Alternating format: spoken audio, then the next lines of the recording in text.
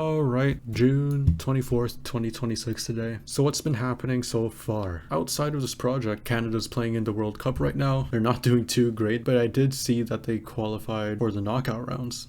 So that's pretty exciting, but I digress. What I've been working on recently isn't related to any of the features at all directly. It's more of a development tool for myself. Really, I've run into problems in the weapon system where there were so many times I needed to restart the game just to make a small change, like switching weapons. I need to go exit out of the game, go into the player blueprint, swap the weapon inventory from there, and then start the game again. Super long, tedious process and really not that good. I was playing around with Unreal Engine's little console command here, mainly for their stats. I think there's a stat FPS, just making sure performance is running well for me. And I wanted to dive into this, make my own console commands to help me speed up my development process further. It only makes sense, right? So I looked at the documentation for Unreal Engine's cheat manager, looked at the functions that they already implemented, what I can do with it, and I built my own on top of it. So I'll be working on this throughout the entirety of the project moving forward, just adding commands where I see fit, just to help me develop faster. Of course, I'll be adding commands for the 4 systems, that being weapons, monsters, resources, upgrades. As you can see already, I've already started to add some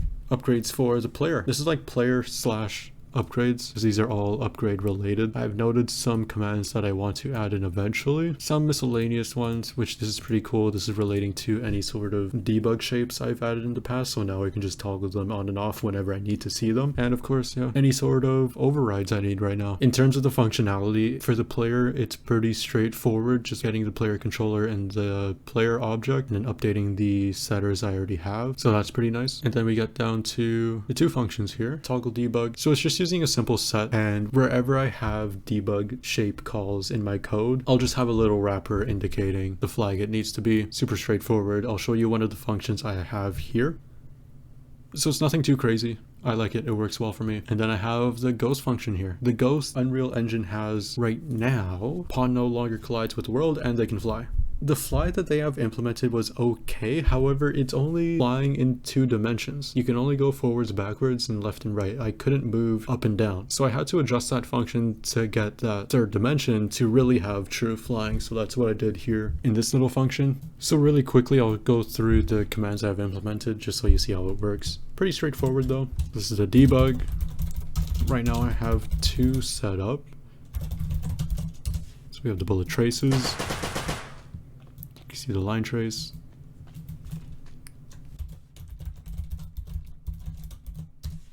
We have bullet impacts, which are those circles.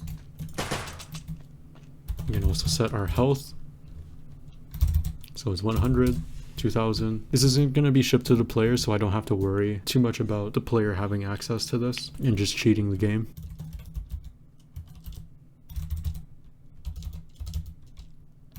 We have the stamina.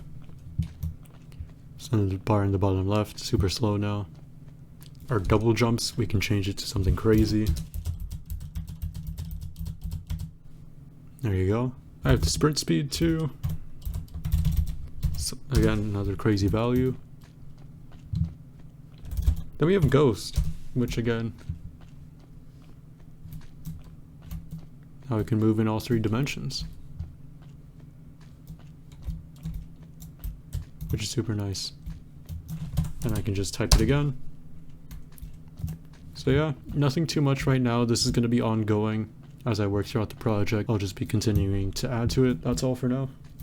Talk to you later.